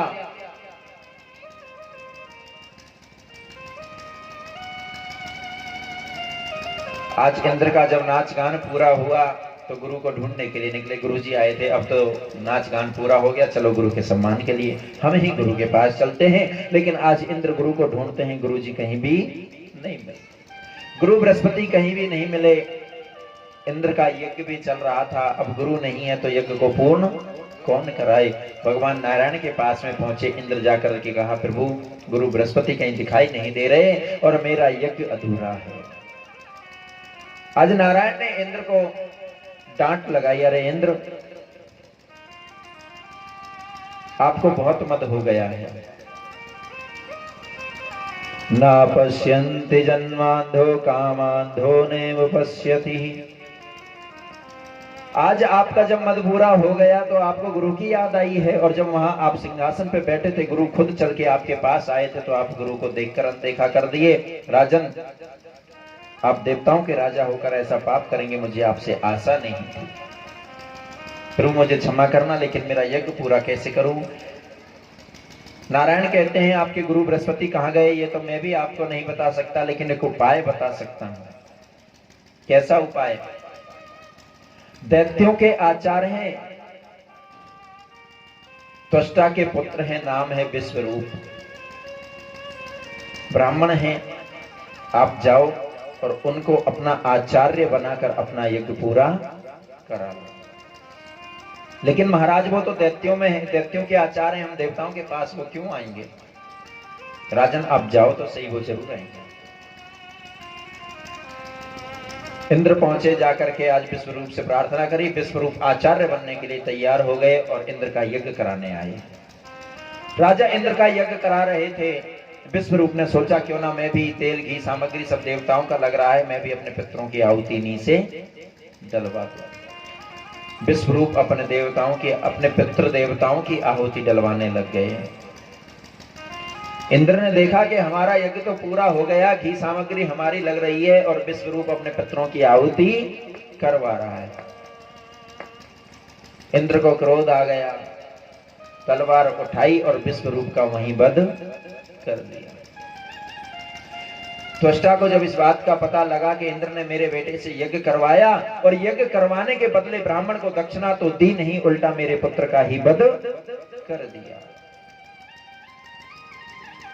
त्वष्टा ने संकल्प किया, मैं ऐसे पुत्र को जन्म दूंगा, मंत्रों द्वारा ऐसा यज्ञ करूंगा कि जिससे इंद्र को मारने वाला बेटा उत्पन्न हो। त्वष्टा यज्ञ करने के लिए बैठ गया और इधर इंद्र ने जब विश्वरूप का वध किया तो इंद्र को आज ब्रह्म हत्या लग गई। इंद्र उस ब्रह्म हत्या को लेकर मारे मारे भागने लगे। मारे मारे जब भागने लगे तो कहां जाएं, एक कमल नाल में जाकर छुपकर बैठ गए इंद्र। इंद्र एक कमल की नाल में छुप करके बैठ गए। अब राज सिंहासन खाली पड़ा है, इंद्र आसन को कौन संभाले? सूर्यवंश के राजा नहुस, उनको 1 वर्ष के लिए राजा बनाया गया, इंद्र बनाया गया। राजा नहुस उस इंद्रासन पे आकर विराजमान हुए। एक दिन उन्होंने सची को देख लिया और सची को देखकर कामातुर हो गए और कहा कि हम यहाँ के राजा बनकर के बैठे हैं और इंद्र हमारी, ये सची हमारी रानी होनी चाहिए। सची आज भयभीत हो गई, मैं तो पतिव्रता नारी हूं, मैं नहुस के साथ विवाह कैसे करूं? उसी समय नारद जी पधार जाते हैं और नारद जी आकर उपाय बताते हैं। सची आप एक काम करो, अगर नहुस आपसे विवाह करना चाहते हैं तो आप नहुस राजा से कहो, राजन अगर संतों द्वारा उठाई पालकी में बैठकर आप आओगे तो मैं आपके साथ विवाह कर लूंगा। राजा नहुष ने कहा, ये कौन सी बड़ी बात है, हम अपने महलों से सची से विवाह करने के लिए संतों द्वारा उठाई पालकी में बैठ करके आ जाएंगे। 4 संतों को नहुष ने बुलवाया, स्वयं पालकी में बैठे और उन संतों से पालकी उठवाकर विवाह करने के लिए चलने लगे। विवाह करने के लिए जब चलने लगे तो राजा नहुष को बहुत जल्दी लग रही थी विवाह करने की सची के साथ। बार बार कहते उन ऋषियों को सर्क सर्क। संस्कृत में सर्क शब्द का अर्थ होता है जल्दी चलना। सर्को, जल्दी चलो, सर्क सर्क बार बार करने लगे। ऋषियों ने देखा, एक तो ये इंद्र आसन पर बैठा है, इन देवताओं का राजा बना है, इसलिए हमने इसकी पालकी को उठा लिया, लेकिन इसको विवाह करने की बहुत जल्दी पड़ी है, बार बार सर्क सर्क सर्क करने की चपड़ता है, इसको सर्कने की बहुत ज्यादा लगी है, जा तू सर्प योनि में चला जा। ऋषियों ने नहुष को श्राप दे दिया और राजा नहुष सर्प योनि में चले गए। सची का सतीत्व नष्ट होने से बच गया। इधर त्वष्टा ने यज्ञ किया और उस यज्ञ से एक पुत्र उत्पन्न हुआ। बड़ा वीर विकराल पुत्र है। उस पुत्र से मंत्रों में कुछ गलती हुई और इंद्र को मारने वाला नहीं, इंद्र के द्वारा मरने वाला पुत्र उत्पन्न हो गया। इसी का नाम है वृत्तासुर। आज वृत्तासुर त्वष्टा आदेश देते हैं, जाओ और राजाओं का, इंद्र का राजपाट पूरा छीन लो। राजपाट छीनने के लिए चल देता है आज वृत्तासुर, और इंद्र और वृत्तासुर के अंदर युद्ध प्रारंभ हो जाता है। ऐरावत हाथी पर बैठ कर आया इंद्र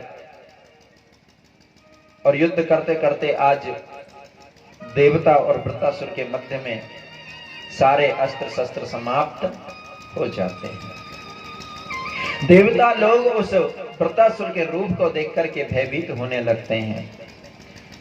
सूरन दीख वृत्तासुर कैसे, सहित प्राण कज्जल गिरि जैसे, भुजा पिटप सिर श्रृंग समाना, रोमावली लता जनु जाना, मुख नासिका नैन अरुकाना, गिरि कंद राखो अनुमाना। सूरन दीख वृत्तासुर कैसे, सहित प्राण कज्जल गिरि जैसे। जिस प्रकार से काले काले पहाड़ दिखाई देते हैं ना, इस प्रकार से आज वो वृत्तासुर देवताओं को दिखाई दे रहा है। उसके नाक कान ऐसे दिखाई दे रहे हैं जैसे उस पहाड़ में कोई गुफा बना दिए हैं। उसके जो रोम है ना शरीर के, वो ऐसे दिखाई दे रहे हैं जैसे बड़ की दाढ़ी आ जाती है ना जटाएं, इस प्रकार।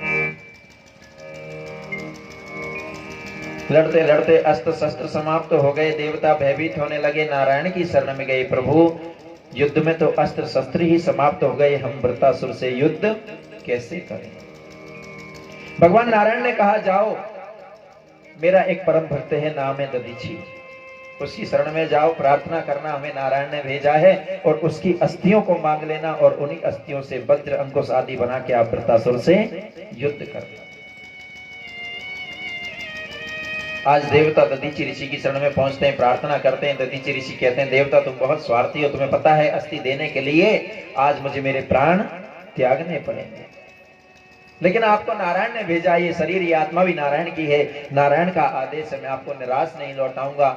आज दधीची ऋषि ध्यान मग्न होकर बैठ जाते हैं और उसी समय पास में चलती हुई गौ माताएं आ जाती हैं। दधीची ऋषि की आज देह को चाट चाट कर मांस मज्जा को समाप्त कर देती हैं और अस्थि का ढेर पड़ा रह जाता है। इंद्र आदि आज दधीची ऋषियों की अस्थियों को लेकर के वज्र अंकुश आदि बना लेते हैं। इंद्र अपने हाथी पर बैठकर, ऐरावत हाथी पर बैठकर, और उस वज्र को हाथ में लेकर आज फिर से वृत्तासुर से युद्ध करने के लिए चल पड़ता है। इंद्र जैसे ही आता है वृत्तासुर से युद्ध करने के लिए, और इंद्र के हाथ में लगे उस वज्र को आज जैसे ही वृत्तासुर निहारते हैं, तो उस वज्र में आज भगवान नारायण के दर्शन वृत्तासुर को होने लगते हैं। उस दर्शन को, उस छवि को निहारते रह जाते हैं वृत्तासुर। उसी समय इंद्र मौका देखकर वृत्तासुर की दोनों भुजाओं को काट देता है। इंद्र ने दोनों भुजाओं को काट दिया। उसी समय वृत्तासुर को होश आया, अरे इसने मेरी भुजाओं को काट दिया, भुजा है नहीं, युद्ध कैसे करूंगा। अपने विशाल मुख को खोल देता है, नीचे का होठ पृथ्वी से लगाया, ऊपर का होठ आकाश से लगाया और इतनी जोर से श्वास को खींचा, इतनी जोर से श्वास खींचा कि इंद्र को हाथी सहित पेट में निगल गया। हाथी सहित पेट में निकल गया वृत्तासुर, लेकिन इंद्र आज उसके पेट में जाकर मरे नहीं, क्योंकि आज उन्होंने नारायण कवच धारण कर रखा है।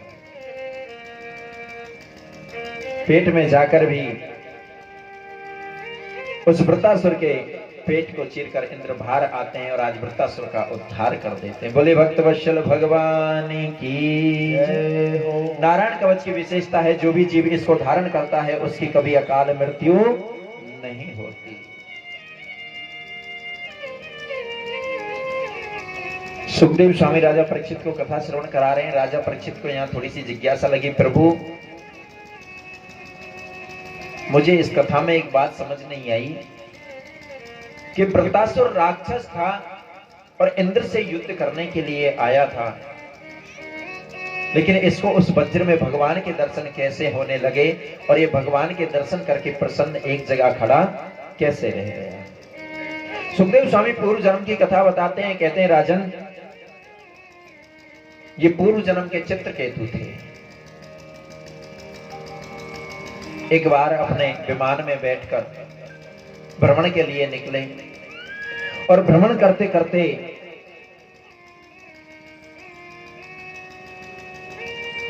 कैलाश पर्वत की ओर पहुंचे, जहां भोले बाबा माता पार्वती को अपनी गोद में बिठाकर सिद्धेश्वरों को, योगी जनों को, संत जनों को उपदेश कर रहे थे। आज इस दृश्य को देख करके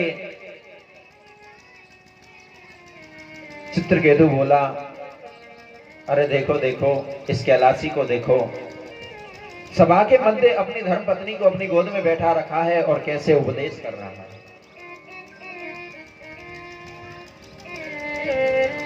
भोले बाबा ने तो कुछ नहीं कहा, लेकिन पार्वती माता से बर्दाश्त नहीं हुआ।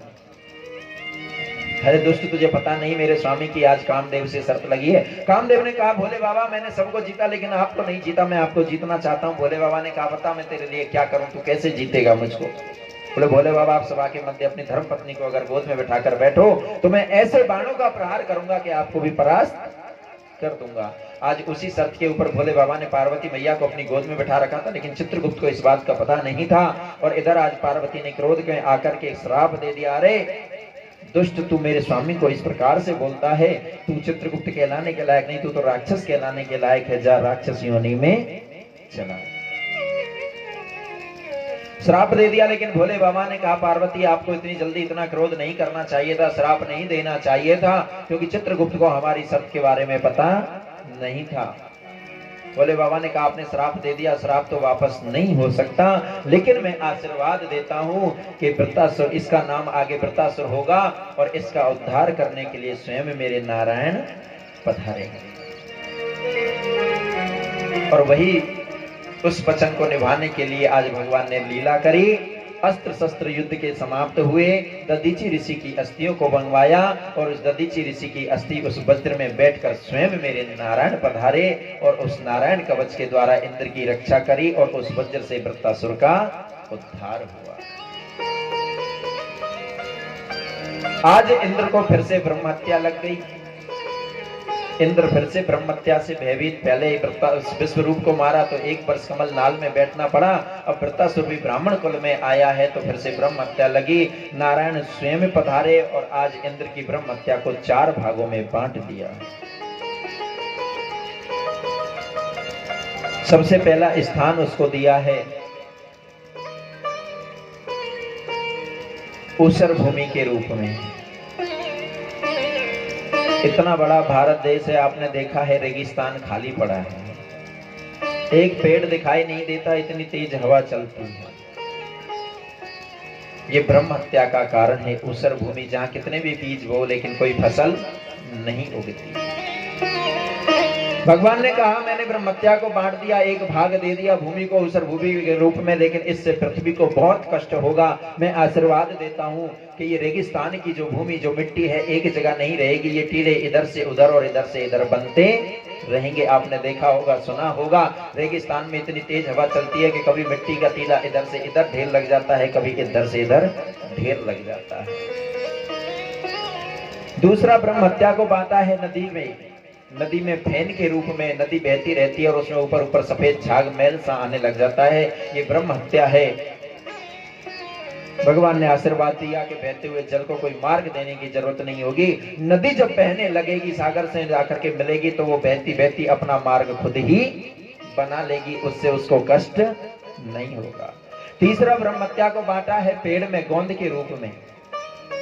पेड़ से जो गोंद निकलता है ना, उससे पेड़ को बहुत कष्ट होता है, ये भी ब्रह्मत्या का कारण है। भगवान ने आशीर्वाद दिया इससे पेड़ को बहुत कष्ट होगा, लेकिन मैं आशीर्वाद देता हूं कि पेड़ हरे भरे को अगर कोई काट देगा तो वो फिर से खुद ही फूटकर हरा भरा हो जाएगा। और चौथा बांटा है माताएं बहनों को रजस्वला मासिक धर्म के रूप में। उससे माताएं बहनों को भी बहुत परेशानी होगी, लेकिन भगवान ने आशीर्वाद दिया कि इससे ही माता बहनें जो हैं वो रजस्वला होंगी, इसी से उनको मासिक धर्म के अनुसार ही गर्भ ठहरेगा और वो स्वयं ही 7 दिन के अंदर स्वच्छ हो जाएंगे। 4 भागों में ब्रह्मत्या को बांट दिया। आज इंद्र ब्रह्मत्या से बच गए। बोलना पड़ेगा राधे राधे राधे, जरा जोर से बोलो।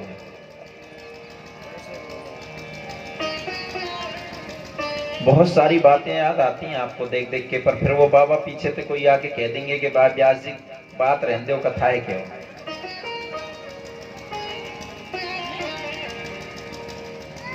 क्योंकि मुझे पता नहीं आप मेहनती हो या नहीं हो, लेकिन ये बात सच्चाई की है कि आप राम नाम के आलसी तो भरपूर हो। वो कहावत तुम्हारे ऊपर सिद्ध होती है कि आए थे हरि भजन को और ओटन लगे कपास।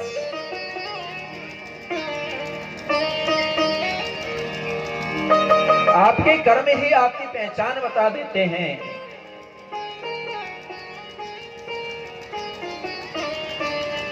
एक बार स्वामी विवेकानंद जी नदी के किनारे खड़े थे, प्रातः काल का समय। रोज स्वामी विवेकानंद घूमने जाया करते, नदी के किनारे पर खड़े थे। बहुत सारे लोग घूमने के लिए आते, सूर्योदय होने लगता, लाल लाल किरणें बिखरनी लगती, उजाला होने लगता, और वो घूमने वाले लोग एक जगह रोजाना आकर इकट्ठे हो जाते। स्वामी विवेकानंद एक दिन भी उस भीड़ के अंदर नहीं जाते, बस अपनी वही प्रसन्न मुद्रिका में आते और घूमते रहते। वो भीड़ इकट्ठी होती पता किस लिए? एक संत महाराज ने कुछ भगवान तपस्या कर एक सिद्धि को प्राप्त कर लिया, और उस सिद्धि के द्वारा वो संत रोज उस तेज बहती हुई नदी को पैदल चल के पार करके आता। उस संत ने देखा कि ये भीड़ रोज आती है, मेरे जयकारे लगाती है, रोज मेरी प्रशंसा करती है, लेकिन एक लाल पगड़ी वाला रोज आता है और कभी मेरे पास मुझे देखने नहीं आता। संत से रहा नहीं गया, खुद ही आज स्वामी विवेकानंद के पास पहुंच गया। भैया तुम रोज घूमने आते हो, ये पूरी पब्लिक घूमने आती है, रोज मुझे देखती है, मैं रोज पैदल चल के इस नदी को पार करता हूं, आप एक दिन भी मुझे देखने के लिए नहीं आए। विवेकानंद स्वामी ने कहा भगवान क्षमा करना, आप इस नदी को पैदल चल के पार करते हैं? हाँ मैं पैदल चल के पार करता हूँ। तो महाराज आपके पास जरूर कोई सिद्धि होगी। हाँ मेरे पास सिद्धि है। महाराज इस सिद्धि को पाने के लिए आपने घोर तप भी किया होगा। हाँ मैंने घोर कठोर तप किया है, बहुत मेहनत करी है। महाराज कितना समय लगा? बोले पूरे 20 साल। स्वामी विवेकानंद मुस्कुरा गए। क्षमा करना संत भगवान, आपने एक नदी को पार करने के लिए, लोगों पे अपनी प्रशंसा कराने के लिए, लोगों से अपने जयकारे लगाने के लिए, एक छोटी सी सिद्धि पाने के लिए 20 साल खराब कर दिए। अगर ये 20 साल आप सच्चे मन से भगवान के चरणों में लगा देते, ठाकुर के चरणों में लगा देते, तो आज इस नदी को पार करने की जरूरत नहीं होती, आप इस भवसागर की नदी को ही पार कर जाते।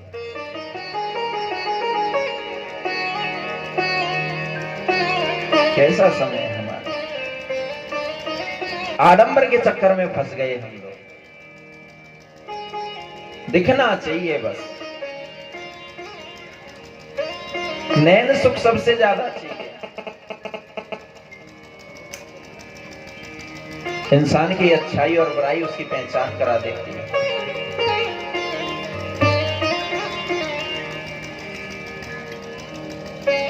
कौन जीव ने कैसे पाप कर्म किए हैं, कैसे पुण्य कर्म किए हैं, इसका पता कैसे लगे। अपने मन में तो कोई पाप ही नहीं है, अपने मन से तो सब धर्मात्मा धर्मराजा है। लेकिन सच्चाई तो वास्तव में दुनिया वाले बताते हैं। एक घटना और याद आ जाती है। एक रास्ता था शमशान घाट जाने का। शमशान घाट जाने का वो रास्ता था। उस रास्ते के दोनों तरफ दो लोग रहते हैं।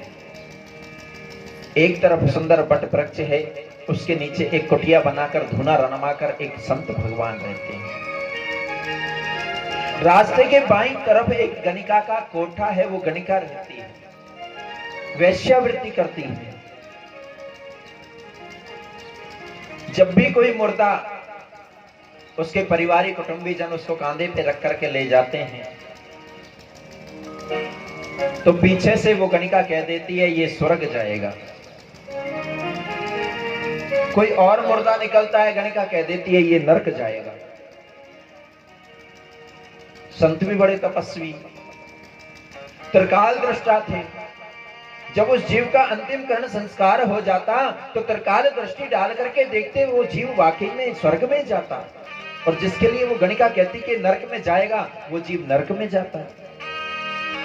संत ने देखा मैं इतना भगवान का भजन करता हूं, इतना बड़ा त्रिकालदर्शी हूं कि देख लेता हूं ये जीव स्वर्ग में गया है या नरक में गया है, लेकिन जाने के बाद देख लेता हूं, जाने से पहले मुझे भी पता नहीं होता ये स्वर्ग जाएगा या नरक जाएगा। लेकिन ये जाति की गणिका पाप कर्म करती है, लोगों का धर्म भ्रष्ट करती है, भला इसको पता कैसे लग जाता है कि ये स्वर्ग जाएगा या नरक जाएगा। एक दिन संत भगवान से रहा नहीं गया और पहुंच गए गणिका की कुटिया पे। अरे दुष्टनी पापनी तू निकल बाहर आ, आज तुझे छोड़ूंगा नहीं। तू बता, तू लोगों का धर्म नष्ट करती है, तेरे पास ऐसी कौन सी शक्ति है, कौन सी ऐसी माया है जो तुझे पता लग जाता है इस रास्ते से जब भी कोई मुर्दा जाता है तू कह देती है स्वर्ग जाएगा, और मैं त्रिकाल दृष्टि से देखता हूं कि वो स्वर्ग में गया, तू कहती है ये नरक जाएगा, मैं देखता हूं तो वो नरक में गया। गणिका ने कहा महाराज क्रोध मत करो, शांत हो जाओ, मैं तो एक बहुत पापनी हूं, मैं भला इस बात को कैसे जान सकती हूँ कि स्वर्ग जाएगा ये नरक जाएगा। महाराज मैं तो इसलिए कह देती हूँ कि उसके घर परिवार रिश्तेदार अड़ोसी पड़ोसी मिलने वाले जब मुर्दा को लेकर के जाते हैं ना तो उसके पीछे चलते चलते राम नाम सत्य है, सत्य बोलो गत्य है, ऐसा कहते हुए जाते हैं। और कुछ लोग पीछे पीछे चलने वाले आपस में बात करते जाते हैं, भैया देख बहुत अच्छा आदमी था, इसने बहुत दान पुण्य किए, बहुत सत्कर्म किए, बिल्कुल कभी किसी को अदाया नहीं, सताया नहीं, बुरा किसी से बोला नहीं, जब भी द्वार पे चले जाते बिना जल पानी के आने नहीं देता था, बहुत सुंदर आदमी था, भैया जरूर स्वर्ग जाएगा। तो मैं भी कह देती हूँ कि ये स्वर्ग जाएगा।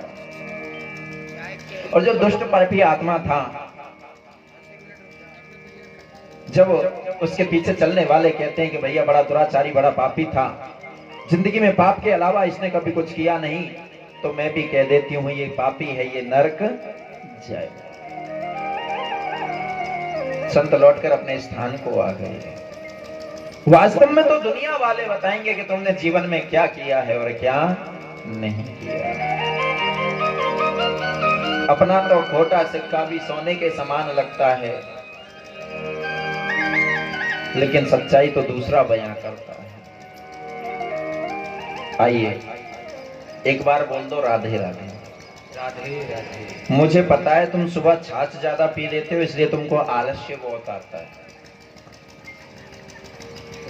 हाँ, भगवान राम ने जब कुंभकर्ण को मारा ना, तो कुंभकर्ण की पत्नी थी निंद्रा। वो भगवान राम के पास में आई और बोली राम तुमने अच्छा नहीं किया, मुझे विधवा कर दिया। तुमने मुझे विधवा किया है, मैं श्राप देती हूँ जहाँ कहीं भी तुम्हारा भजन कीर्तन होगा ना और तुम्हारे जो श्रोता होंगे मैं वहां पहुंच जाऊंगी और उनको इतना आलस से चढ़ाऊंगी, इतना आलस से चढ़ाऊंगी कि वो सो जाएंगे, तुम्हारी कथाओं को सुनेंगे नहीं, तुम्हारे भजन को गाएंगे नहीं, तुम्हारा नाम लेंगे नहीं और उनका कल्याण होगा ही नहीं। भगवान ने कहा ठीक है, हम भी व्यवस्था कर देते हैं। आज से जहां भी हमारी कहीं भागवत कीर्तन सत्संग होगा ना तो हमारा साधारण में नहीं होगा। जो ध्यान को सीख जाएंगे वहां तो तू जा नहीं सकती, और जहां जाने की जगह है ना वहां हम इन वाद्य यंत्रों की व्यवस्था कर देते हैं। ये जब बजने लगेंगे ना ढोल नगाड़े तो इतना शोर होगा, इतना शोर होगा कि निंद्रा तू वहां ठहर नहीं पाएगी। इसलिए तो इनको रखा गया है। तो आइए एक बार अपने आलस्य को दूर कर लो। तुम्हारी छाछ का नशा उतरवाने के लिए तुम्हारे लिए चाय बनवाइए गरम गरम। हाँ, चाय चतुर्भुज हरि की माया, दूध शक्कर पत्ती डाल के पी तो समझो गंगा जी में नहाया। अब आदमी को चाय मिल जाए तो ऐसे समझ लो जैसे गंगा जी को स्नान है गो। पर वो चाय और गंगा को स्नान पता है कैसो काम है। अरे गंगा के नहाए से जो नर तर जाए तो मेंढ की तो तरी ना जागो, गंगा जी में ही घर है। चाय पीने से तो पाप होता है, वो मेंढ की गंगा जी में ही पड़ी रहे पर वहां को कभी कल्याण ना होए, क्योंकि वही जीव जंतु ने खा के पाप करे। एक सुंदर से भजन का आनंद लें और उसी के मध्य आपको चाय आ रही है, उस चाय को पिए और उसके बाद आगे कथा में प्रवेश करें। बोलना पड़ेगा जोर से राधे राधे राधे राधे। ओ